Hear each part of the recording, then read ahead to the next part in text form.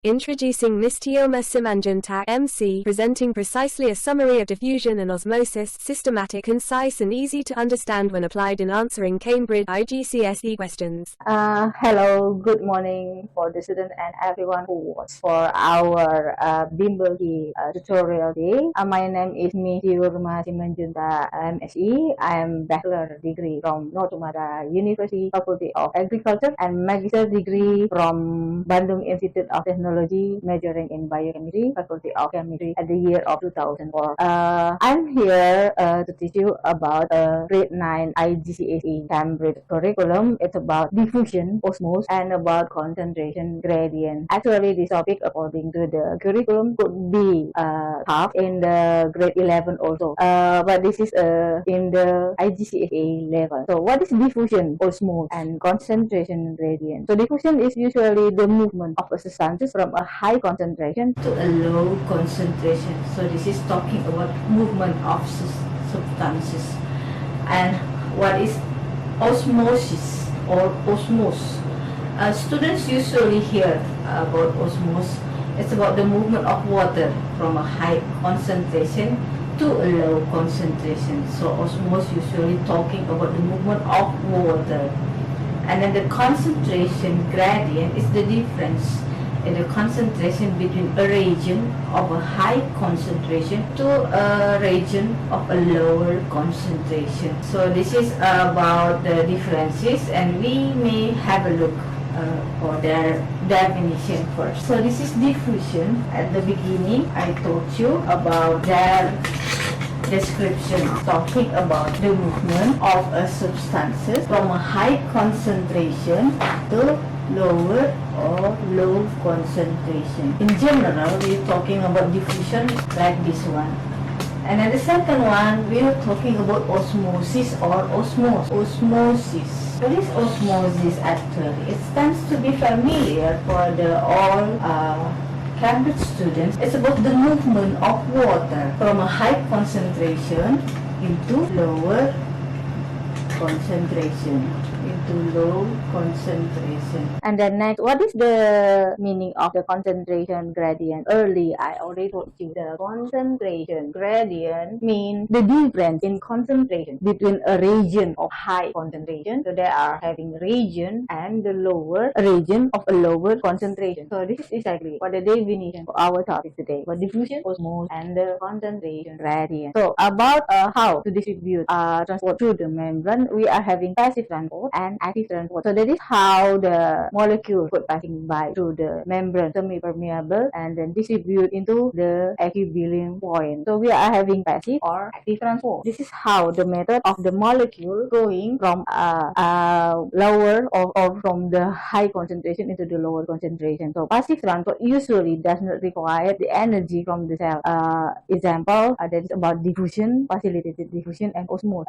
But for the active transport, they require cell energy. Example for the ATP, adenosine triphosphate, for the carrier-mediated active transport, endocytosis and exocytosis. So the passive transport does not require energy. Meanwhile, the active transport, they needed cell energy, which means they need ATP at the most. So this is the method how your molecule or substances will running through the plasma membrane into the cell. We may have a look more deeper about the diffusion, osmosis, and concentration gradient on the next explanation. On this next slide, we gonna see the picture about diffusion through a membrane or plasma membrane. So there is a lipid with soluble molecules from inside into outside, and they are having the tunnel, a protein tunnel, who can distribute the molecule inside and outside the cell, or from outside into inside the cell. So this is how diffusion through a plasma membrane look like. So you're gonna see the pool with the tunnel here with the polar like this one, and then they are having protein channel, and then continue making the phospholipid or the bilayer here. So this is how a simple picture or simple diagram gonna be look like. And then this is outside and inside the membrane. If you can see the picture of the real diagram, but we're gonna make the protein tunnel as the research of the catalyte, while the diffusion could going through a plasma membrane. It tends to be you are having lipid soluble molecule. This is lipid soluble molecule passing by a lot of molecules such as oxygen and then carbon dioxide and water could passing through from inside into outside the molecule or versus from the outside inside the plasma membrane. So this is diffusion through the plasma membrane. Ada diagram below, right? Next we're gonna see the osmosis. At the beginning, I already told you it's talking about a movement of water, mostly about water. It tends to be that osmosis also talking about the movement from the higher concentration and lower concentration of water. So osmosis, the same meaning as the diffusion of water through a selective permeable membrane. So we're gonna write here the definition of the osmosis. What is osmosis? It's also the diffusion of water that's so passing through a selective permeable membrane. So while we're talking more deeply about osmosis, we're gonna have a look the characteristics of this osmosis process itself. It's a kind of passive transport. I told you before, it's about energy from the cell available or not. So this is passive transport. And the water molecule move from a higher concentration of water to a lower concentration of water. So we're mostly talking about concentration of the water. So water molecules move. It's moved from a high concentration. High concentration of what? High concentration of water. Right. To a lower concentration of water. So mostly osmosis process or osmosis talking about water movement, water molecule from a high concentration into water at a lower concentration situation. So that is how the osmosis doing. So it tends to be that they are talking mostly about the diffusion of the water, but in the kind of the different method. So water will move to where there is a greater amount of solute because there is less water there. So I will write here water will move. It will move to where there is a greater amount of solute. We are talking now another kind of substances called solute because there is less water there. So there will be less water over there. That is what osmosis are talking. For the example, they are having hypertonic and hypotonic solution. We're gonna see in the next slide what is hypertonic and hypotonic solution as the example for the osmosis process. Okay, and then in this slide we're gonna see the example of the osmosis process. So it's called hypotonic. So what is the hypotonic process? Is the while water enters the cell. So it's supposed to be there are two different solution. One solution about another salt or sugar, and another solution is about water. So there will be movement from the water while they are enter the cell, and then the cell will have a process it's called the swell and birth or the cytolysis. And then for the plant cell, it will give shape and support. So this is the example for the hypotonic. So this is hypotonic solution. So they are having salt and then surrounding with water, and then it happens while the water enter the cell. So the water enters the cell exactly through the permeable membrane, and then cell swell. The cell swell, having swell and kind of the birth. So it's like blast or burst on the kind of cytolysis. So this process about the cell, while the plant cell will give the shape and support. So it will give plant cell shape and support to keep living, of course. So if we have having kind of solution in a beaker, I may use have this diagram for your imagine. So you are having a kind of a jar or kind of beaker glass, and then this glass beaker with the concentration of salt. So you are having here salt solution. Yeah, it's usually lower than the outside of the solution. This 10% of salt, and then when inside of the cell you are having 20% of salt. So while you having this granule and surrounding with water molecule on your container or your beaker glass, so the water move into the cell. You may see here what happens. The reaction happens. The water will move into the cell. So the process is the reaction happens. So this solution called hypotonic. The water molecule. This water molecule, like you just put it on here, and then this solution is in the situation of the hypotonic solution is hypotonic solution, and then this occurs in the osmosis process. So this hypotonic solution. We will see the hypertonic solution. We are having hypotonic and then sample of the hypertonic. So this is another kind sample of osmosis, while the hypertonic is the concentration of solute is higher outside the cell than inside the cell. So you are seeing this is inside the cell and this is outside the cell. So for the hypertonic is the 5%, while they are having higher concentration outside the cell, and then the inside the cell is the lower concentration, then have more water inside the cell. So water moves out of the cell and then causes a drop into the sugar or osmotic pressure called plasmolysis. That's the process in the hypertonic is called the plasmolysis, and it will cause animal cells to split up and the plant to will. So that the reaction or why the hypertonic solution will happen. So we may see right here the hypertonic solution. This has a concentration of solute. They are having concentration of solute, so it's higher outside the cell than inside the cell. And then we're gonna see they have more water inside the cell. So the water moves out of the cell. So they will have more water and then move out of the water. So while the water moves out of the cell, what happens? It causes a drop in turgor or osmotic pressure. So what happens? It causes a drop of turgor or osmotic pressure. So this is called plasmolysis or plasmolysis. So this reaction, it causes animal to shrink up. It will cause animal cell to shrink up. And how about the plant cell? It will wiggle, and the plant cell going to be wiggled. So that is how the hypertonic reaction example for the osmosis, and then how they will causing some disturbing or for the animal cell and for the plant cell. For the hypersonic, isotonic, and the hypertonic, you may see through the diagram will be show up to you in the next slide. Okay, for students, we're gonna see a diagram here. The illustration about the hypertonic, isotonic, and the hypotonic diagrams look like. You may have a look through this diagram about the hypotonic, isotonic, and the hypertonic region. You may see that there is a molecule movement from the lower into the higher molecules, and then how they are gradient. Example for the blood is like kind of the blood serum, and then they will having kind of the platelet, and then the gradient how many molecules of the blood serum. You may see from the hypotonic, isotonic, and the hypertonic, except you may see the like a Bowman movement for the osmosis. And then next, we're gonna see the next diagrams about the effect of osmosis, the effect of osmosis pressure in plant. So through this diagram, we are having the cell wall surrounding with the nucleus inside, and then we are having plasma membrane, cytoplasm, the back wall. You may see through the membrane also the plant cell will they are placed in the distilled water, and then the cell will siphon but generally retain shape. So their shape will not have a different shape while placed in the distilled water. But while the plant cell placed in the concentration with the salt solution, so the cell body will sink and then push away from the cell wall. So they will having a different shape into diagram. They will have a different shape of the plant cell. That's effect of the osmotic pressure in the plant cell. So that is how the different solution in the water and its salt solution to the plant cell. So we may have a look into another slide of the another diagram. Okay, so then now we are having the new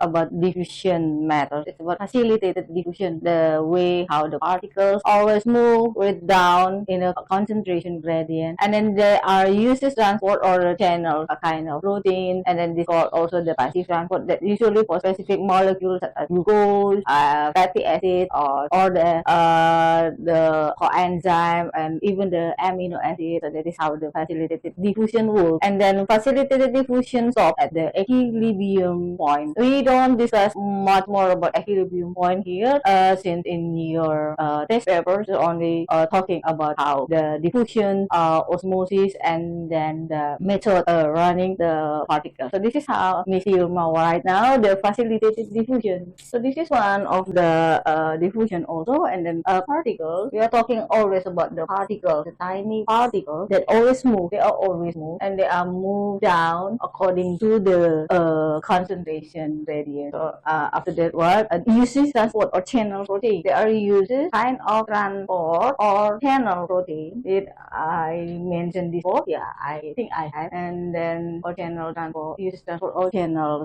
protein. They call supposed to be the protein. How about carbohydrates? I don't have any idea about the carbohydrate for this channel. And then passive transport. It's called passive transport. And then what else? I have mentioned before that usually for specific molecules. Yeah, right. Used for specific molecule.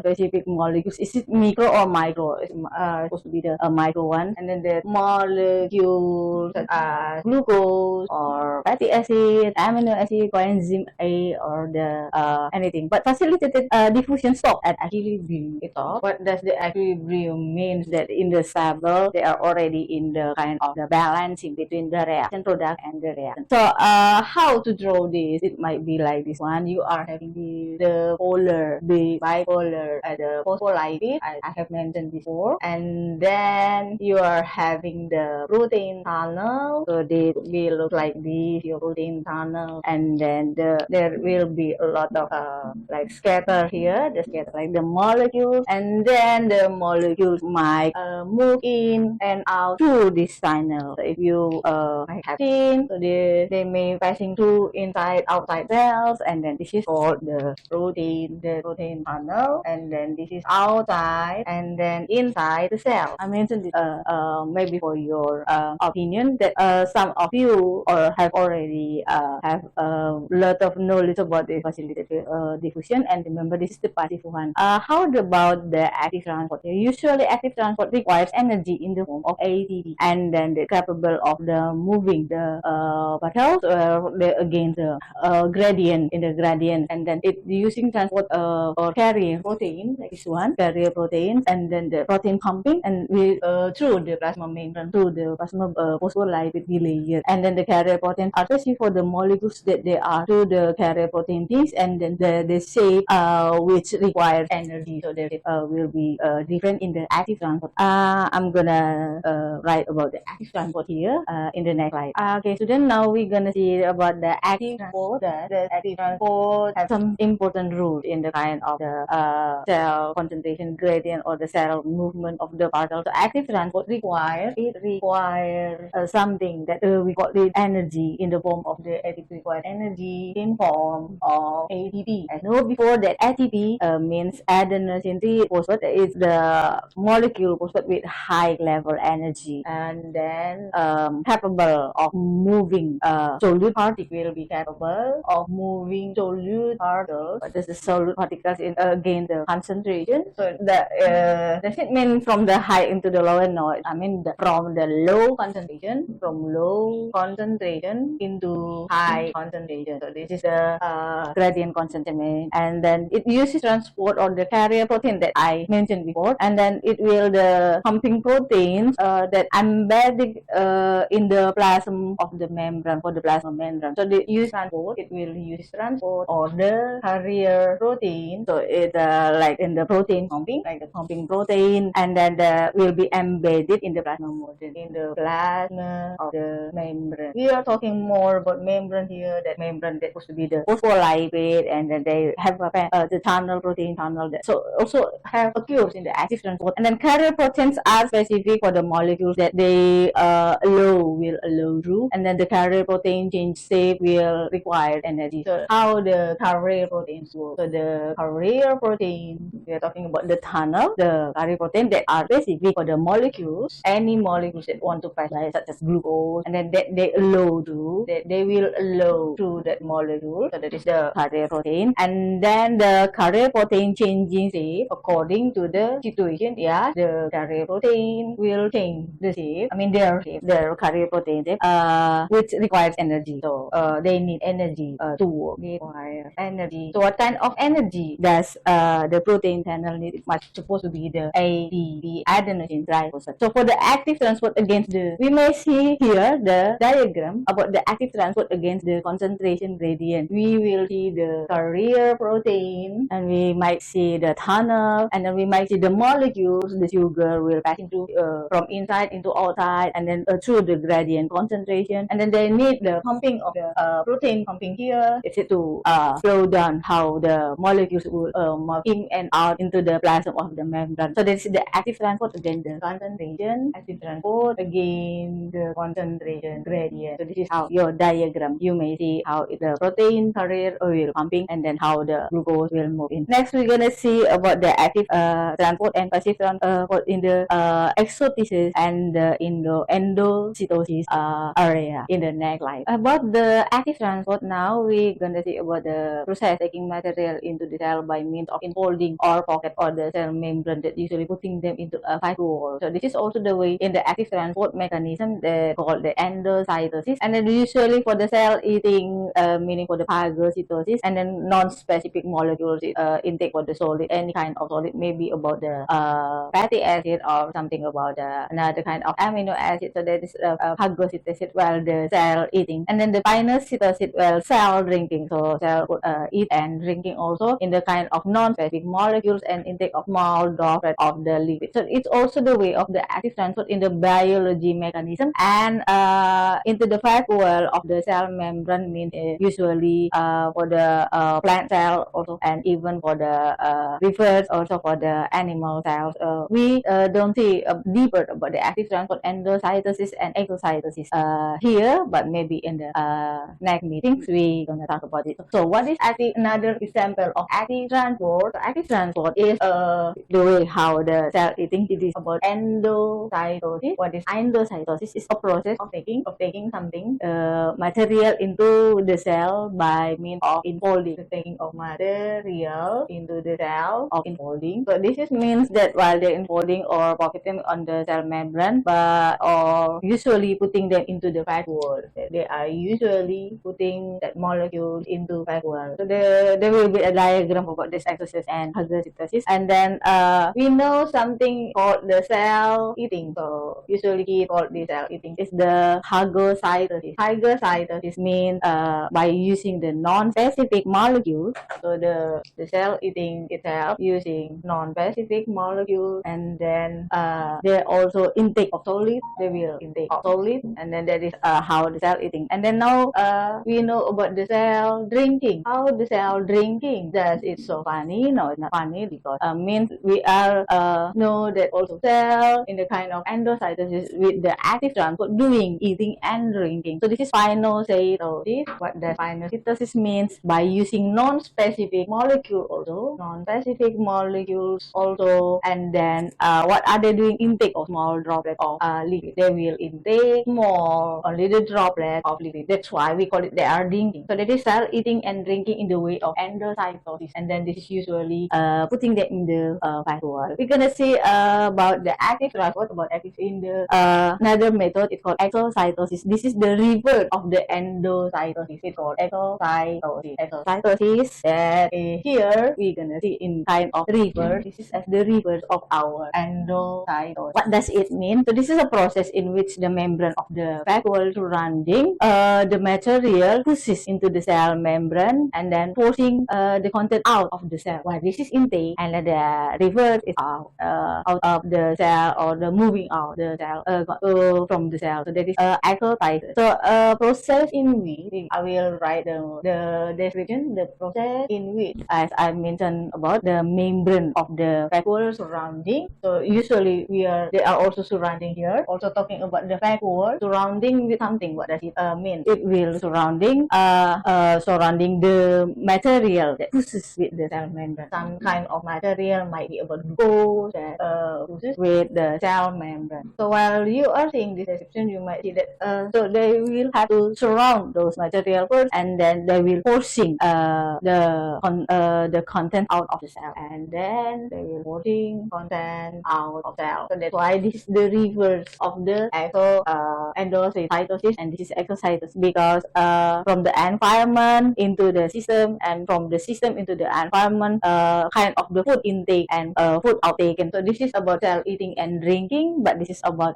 how to moving out the content from the cell. So this is the process where also occurs in the fat wall, and they do need the ATP during the processes. So the exocytosis of the disease usually remove the waste. So sometimes we gonna call this kind of process to remove the waste, and then by the food taken is the process how the digest, like the system of the cell digest, and they need ATP. Also the exocytosis through the environment, also cell needed the ATP. You may see the exocytosis and endocytosis diagram here.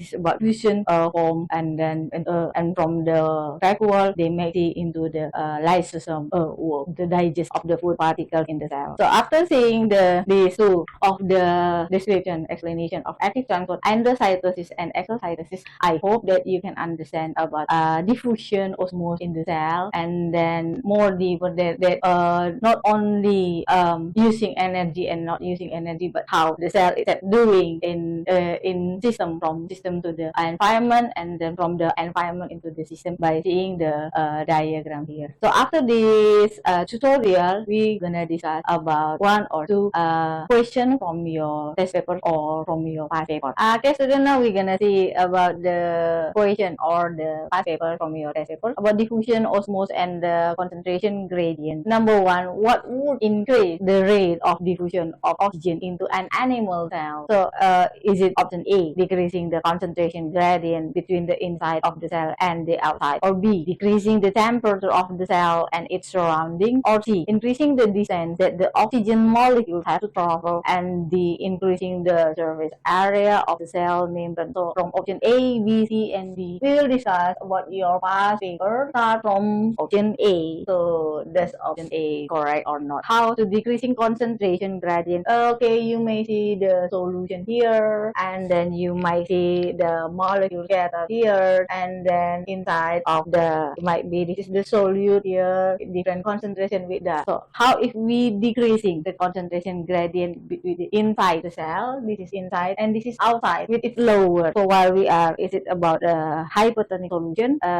Will increase the rate of diffusion or not? So the rate of the immediate velocity it will be increased while we are decrease the concentration. So usually while in the hypothermic, the rate of reaction usually will not increase but will also decreasing, because from the velocity it have the relation with their concentration gradient. So this is not correct. Next we're gonna see B. How about temperature? So what is the correlation? Is there any correlation between velocity and temperature?